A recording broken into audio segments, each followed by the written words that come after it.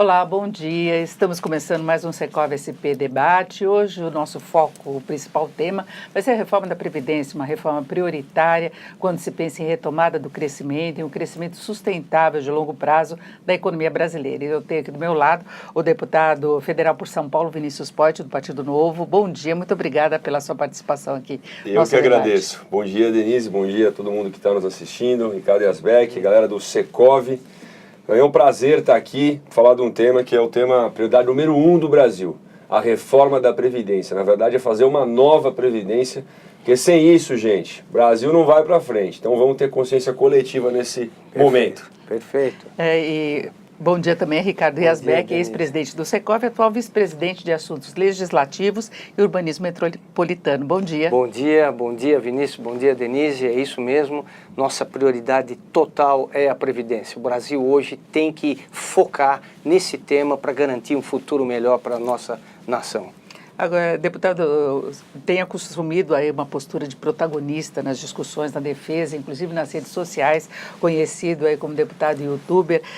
Como é que está hoje o ambiente no Congresso? A gente sabe que há muita pressão contrária em relação à reforma. Isso aconteceu em todas as iniciativas de governos anteriores também. Sempre saiu menos do que se esperava por uma resistência, tem um corporativismo. Agora vai mexer com servidores, deve mexer com militares. E mesmo os trabalhadores do setor privado têm ainda alguma dúvida, né? Porque mexe com direitos diretamente. Como convencer os congressistas lá? Quem vai votar? Tá. Eu acho que, principalmente, Denise, a gente tem que focar no coletivo. Focar no espírito, né, de deixar um legado, de arrumar esse país daqui para frente, para a próxima geração. Não adianta a gente ficar querendo defender só o nosso, né? Porque senão fica aquele corporativismo. Fica o militar de um lado, aí o professor do outro, o servidor público do outro, o pessoal do regime privado, o regime geral, né, do RGPS do outro. É um negócio, o cobertor é curto, gente. Se puxar de cá, vai faltar de lá.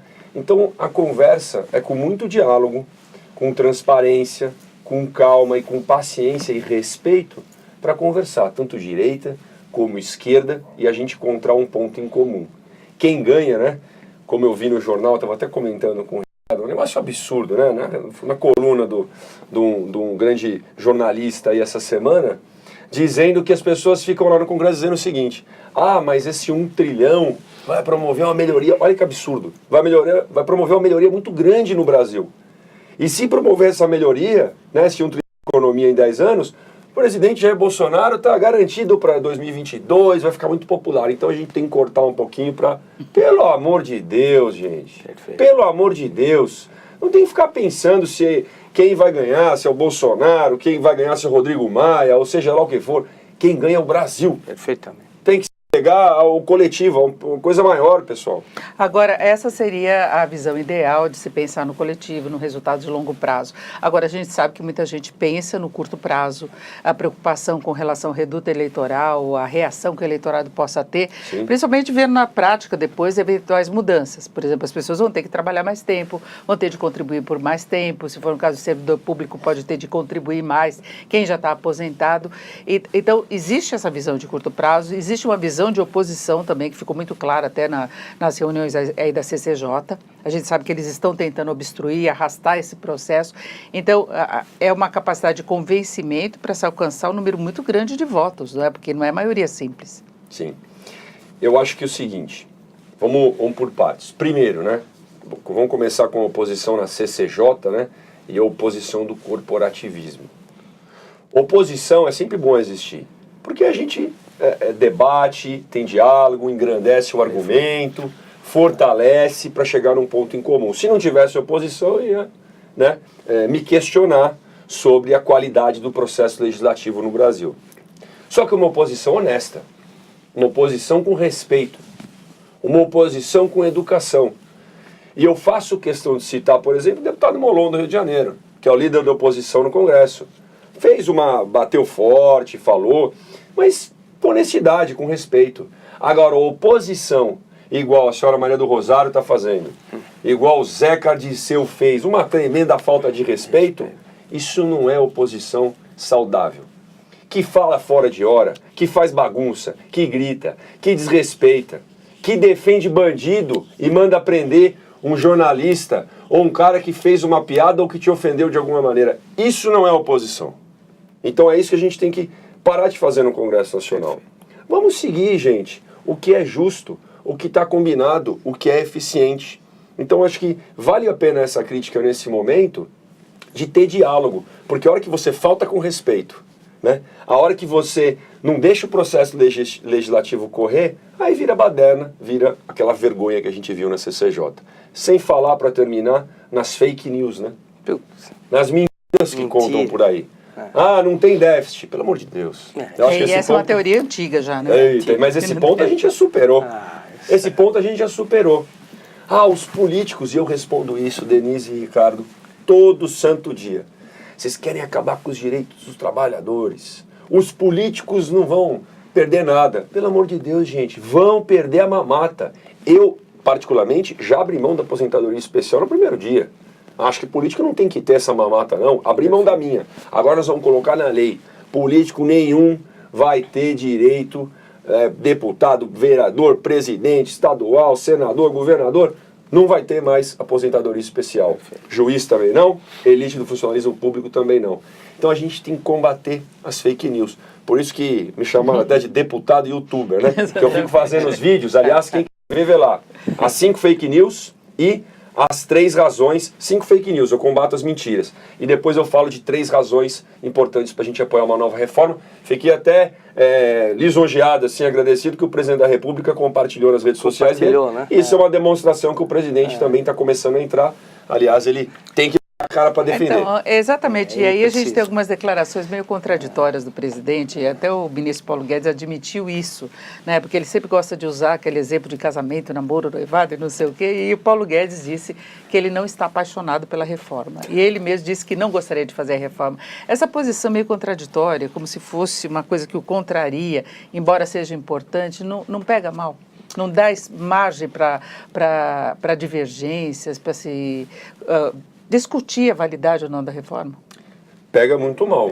Eu falo assim, eu costumo dizer, né, Ricardo, que é empreendedor também, tudo, você sabe, né? As pessoas seguem o exemplo do líder, né? Perfeitamente. Exemplo é tudo muito importante. Exemplo. A gente tem que liderar pelo exemplo. É isso, então, se o presidente da República, que é o líder máximo assim dessa nação, não der o exemplo, não for para cima e defender que precisa de uma nova previdência mesmo, poxa, as pessoas não vão engajar nisso. De coração aberto, né? Porque então, não adianta ir vacilando. Exato. Então, eu vou dar 2 falas sobre isso, tá? Que inclusive fui super bem... Aliás, assim, o nosso diálogo com o governo, pelo menos da minha parte, é super positivo, recebem a gente, aceitam sugestões. Como eu falei, o presidente compartilhou meus vídeos, isso é um ótimo sinal.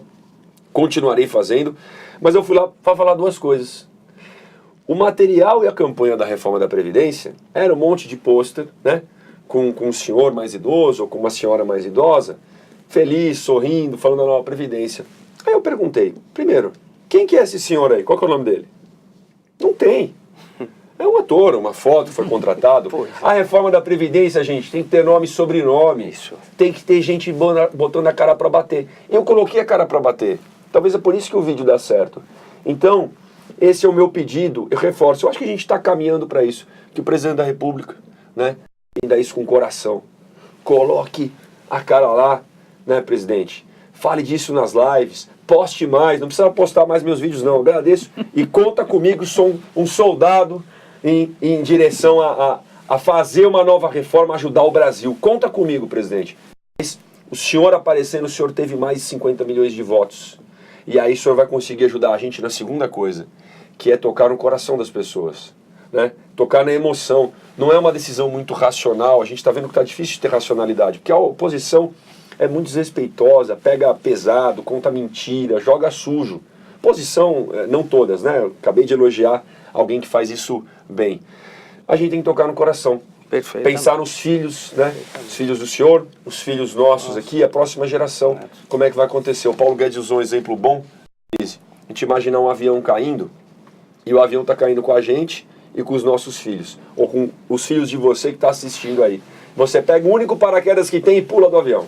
E deixa o avião seguir com os filhos de vocês caindo. É isso que vai acontecer se a reforma da Previdência não passar. Agora uma mobilização muito grande por parte do empresariado, acho que o Ricardo Yazbek pode falar sobre isso, e não é uma medida que interfira diretamente com o empresariado, mas é aquela questão do ambiente econômico, né? O ambiente é tudo, confiança é tudo. Hoje, para você ter o setor produtivo avançando, investindo, gerando emprego, é necessário confiança. E essa confiança advém de um cenário fiscal, macroeconômico brasileiro saudável. E hoje não é saudável. É uma questão, o Vinícius colocou aí, de matemática. Tem muita fake news, muita desinformação, levando a errônea interpretação das pessoas simples.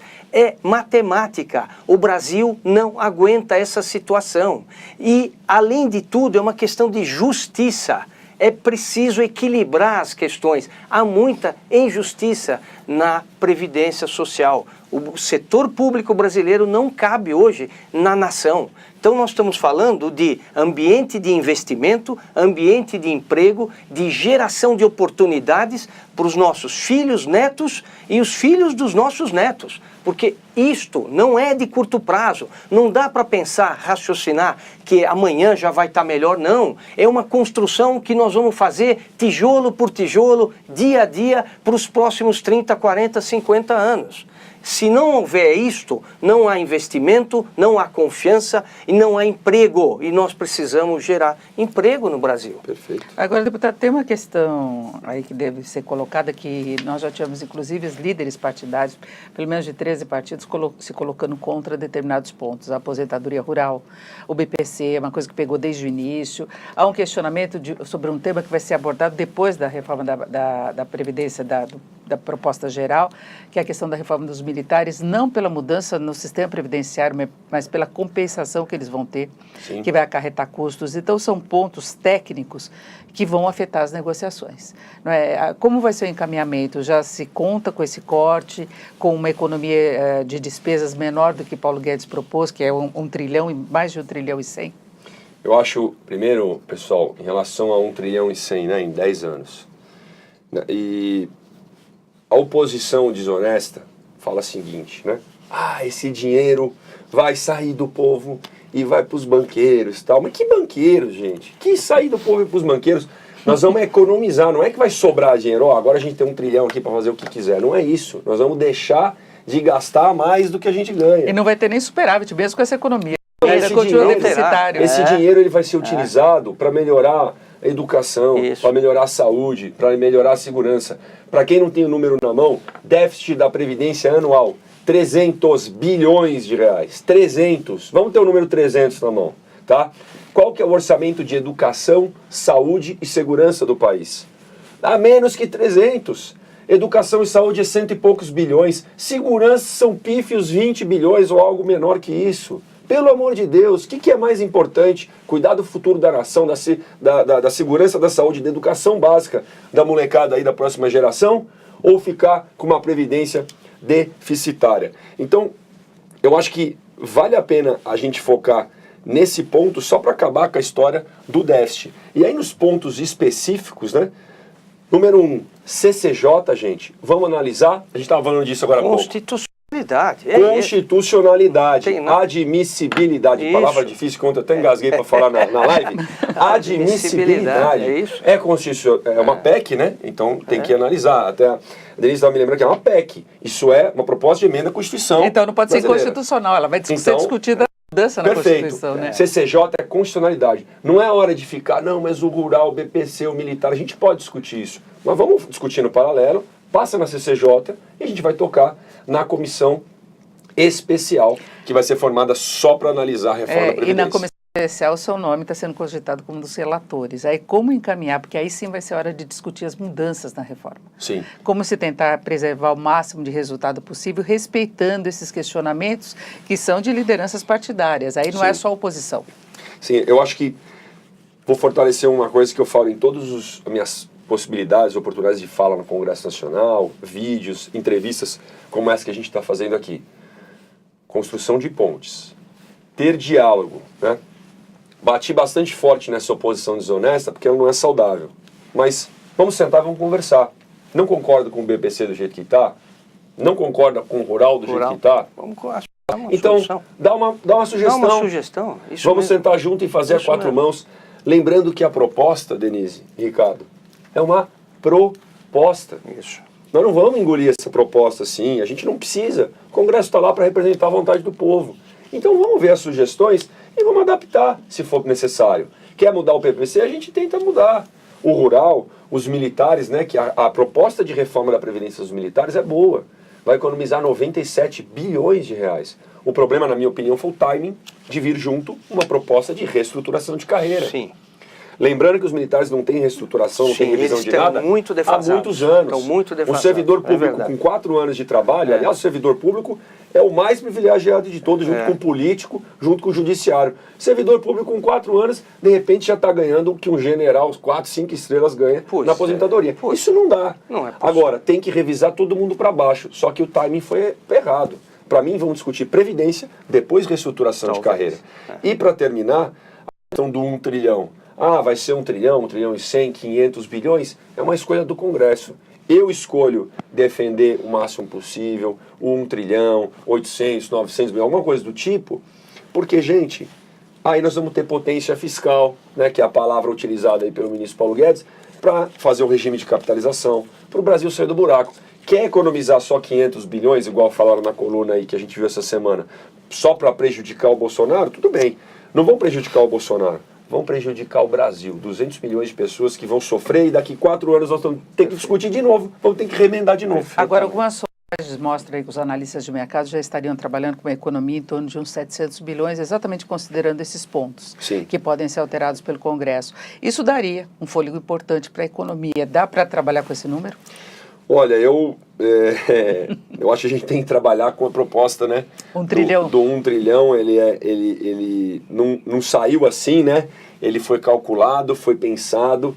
Isso é um projeto de 10 anos para a gente ter potência fiscal para entrar no regime de capitalização, né? Para a gente sair do buraco Brasil. Se for menos, alguma coisa a gente vai perder. É lógico que 700 é melhor que 500, mas é menor que o ideal seria. Então alguma coisa nós vamos ter que abrir mão.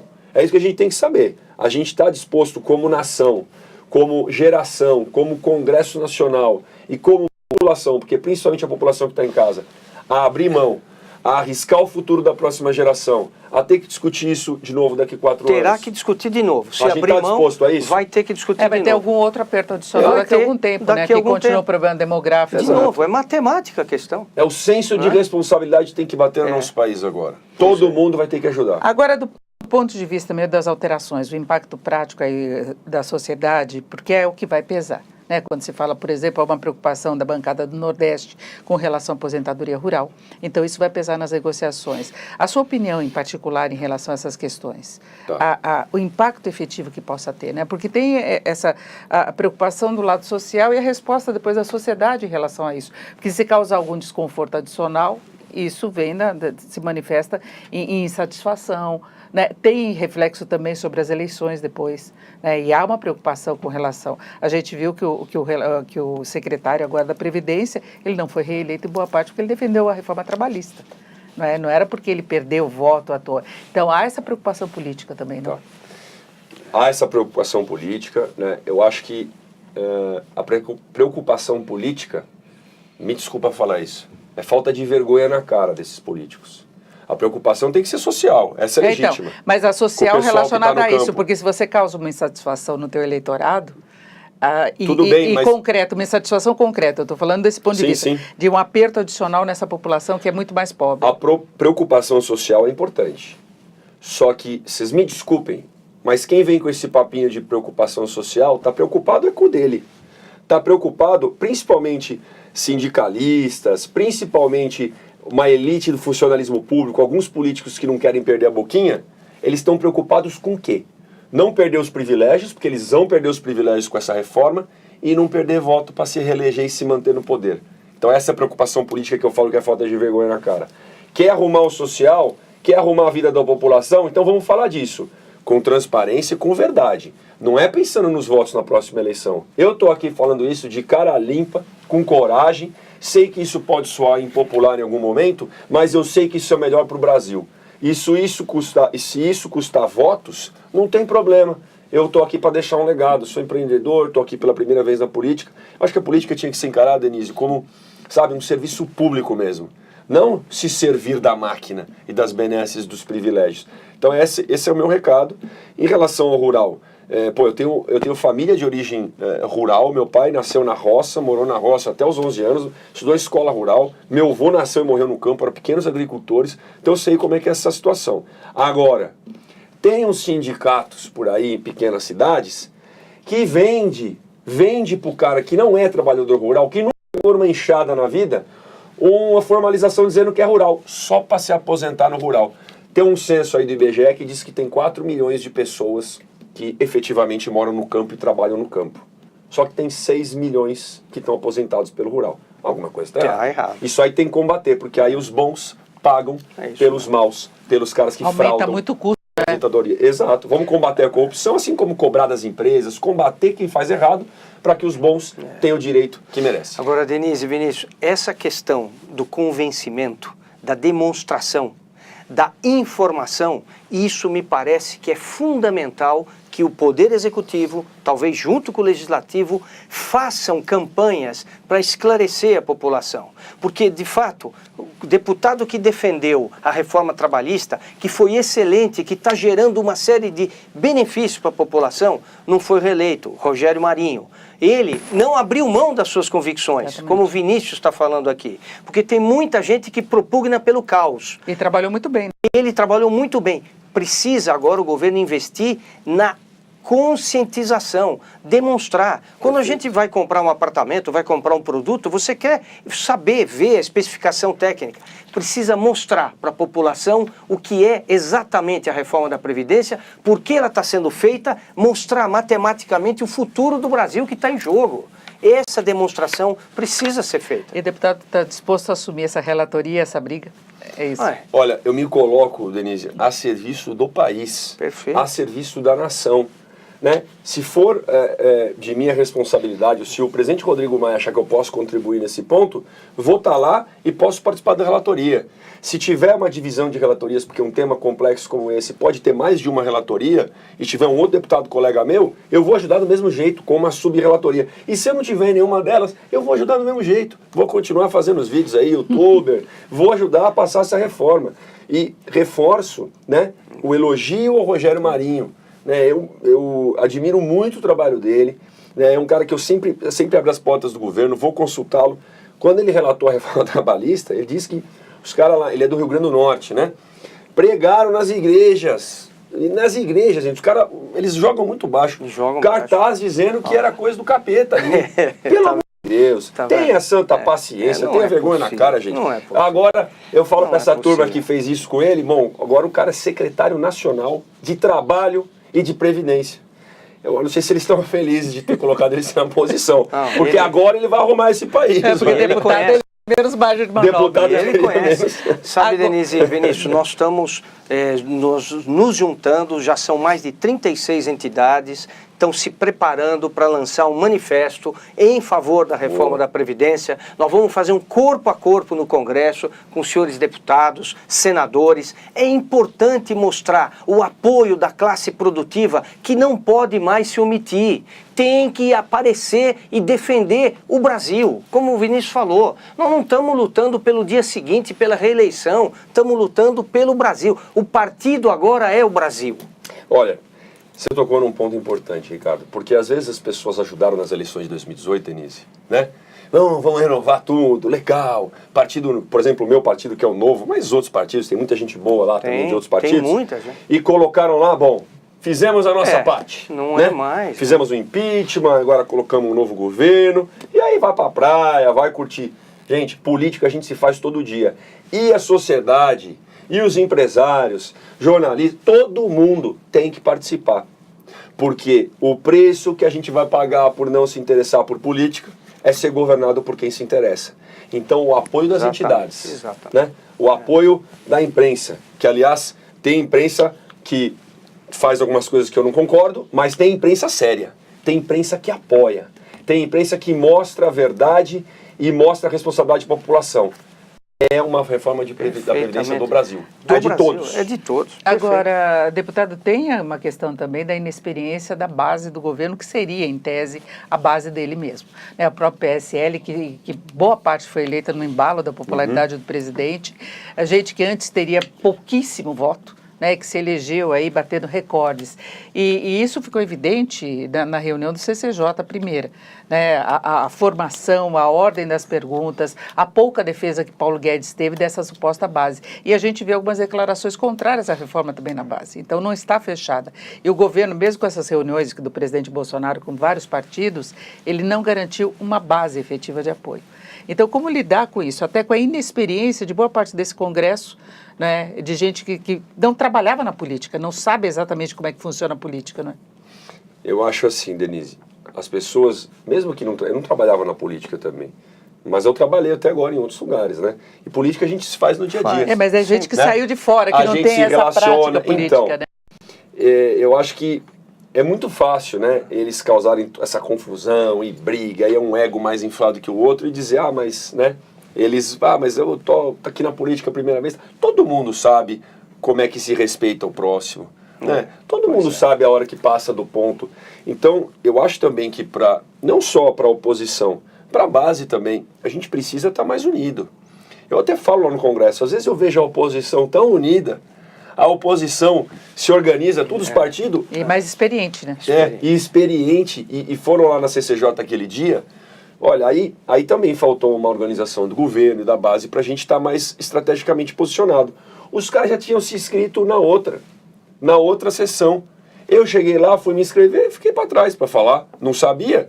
Agora, não usei essa culpa que eu não sabia, não. Foi erro meu, foi inocência minha, tinha que ter pesquisado. E o pessoal se articulado melhor. Outra coisa, quando você faz o requerimento de uma audiência, como convidaram o ministro Paulo Guedes, outros podem se subscrever.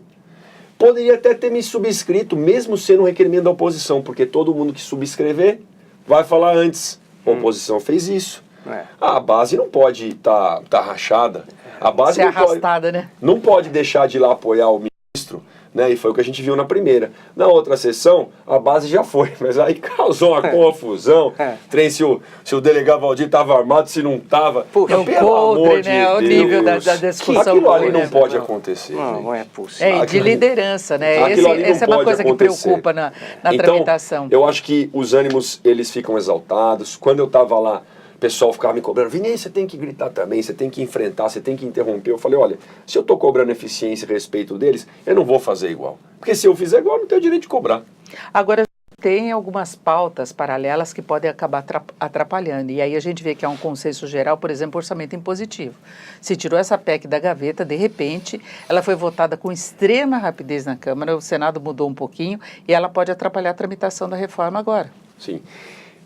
A prioridade é a reforma da Previdência. Eu, particularmente, não concordo em passar isso na frente.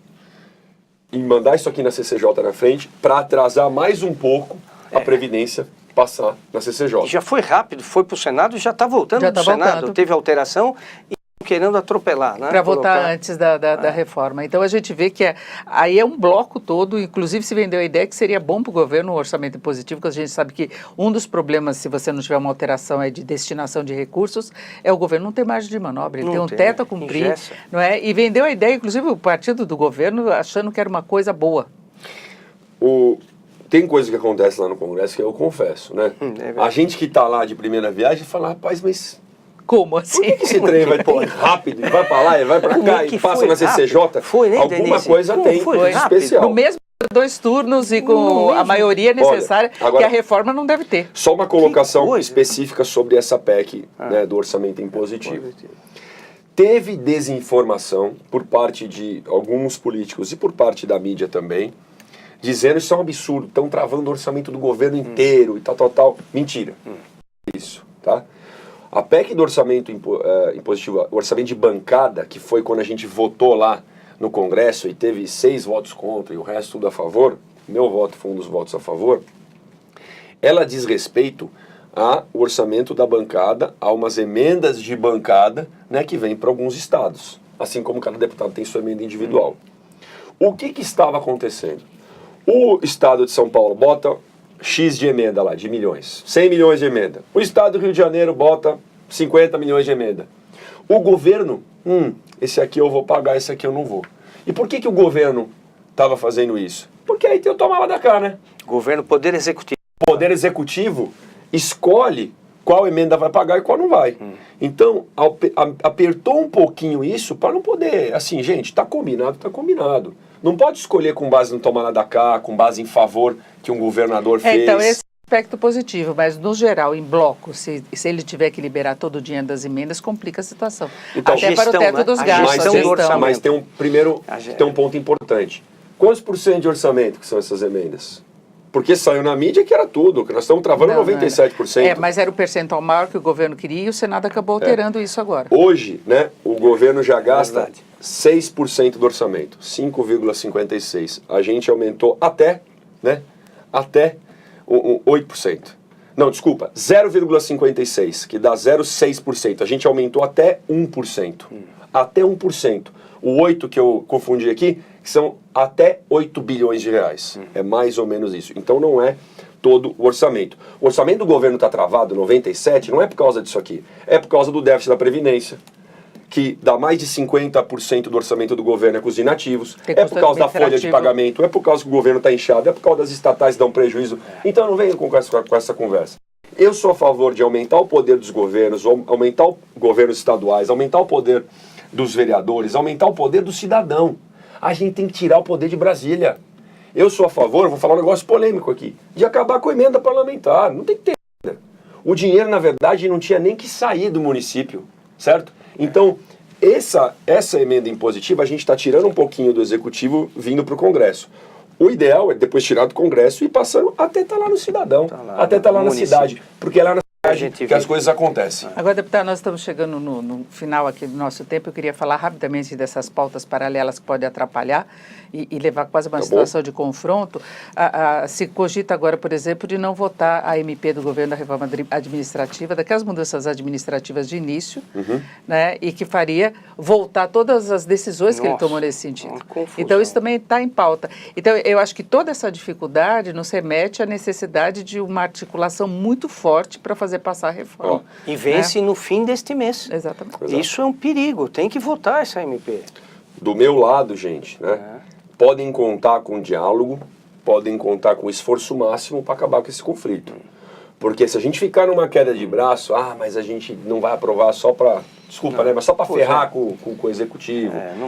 E aí tuita uma coisa aqui, tuita outra coisa lá, e fala na empresa. Gente, pelo amor de Deus, a gente não está brincando. Exatamente. Não é videogame isso aqui, não é. A gente está pensando nos brasileiros. Eu sei que é importante manter a independência. Eu, como parlamentar, né, todo lado do Congresso, todo lado do Rodrigo Maia ali, que é o nosso presidente, e a gente tem que manter a independência. Né? O governo também não pode fazer tudo. O parlamento são 3 poderes. É isso que chama tripartição de poder no Brasil. Executivo, né, liderado pelo senhor Jair Bolsonaro, legislativo, com o Rodrigo Maia e com o Alcolumbre no Senado, e o judiciário. Aí eu tenho até vergonha de falar do TF, né? Como são em todas as democracias. Mas é a turma que toca aí. Esse é o mais vergonhoso para mim. Mas o legislativo tem que bater. Eu acho que o Rodrigo Maia tem que estar ali. Mas, sabe, senta, conversa, vamos dialogar. Harmonia. São independentes, mas harmônicos. Isso. Essas MPs são importantes para o Brasil também. Então vamos pensar no brasileiro, gente. Vamos parar de pensar em si só, vamos pensar no Brasil. E é só ver o nível baixo de crescimento que temos ainda. Pelo amor. Alguma coisa tem que mudar, né? Tem que mudar. Então é isso. Eu agradeço muito a participação do deputado federal por São Paulo, Vinícius Poit, do Partido Novo. Muito obrigada mais uma vez. Obrigado pela oportunidade. Obrigado, Ricardo. Obrigado, Denise, todo mundo aqui, equipe técnica, né? Que nos recebeu. E contem comigo assim, gente, é com muita emoção mesmo, falo com o coração, com transparência, porque eu estou aqui para deixar um legado, a gente está aqui para governar para o Brasil, né? Para legislar para o Brasil, não é pensando em um outro não. Perfeito. Ricardo Yazbek. Obrigado a vocês, Vinícius e Denise. Mais um programa que a gente leva ao ar aqui na Secov TV. Essa é uma parte que a gente vem tentando trazer problemas nacionais, problemas setoriais, para melhorar a vida das pessoas e fazer o Brasil voltar a crescer. Muito obrigada. E eu lembro que este programa e também os demais programas Secov SP Debate ficam disponíveis no canal do Secov no YouTube e também no Facebook. Muito obrigada, um ótimo dia.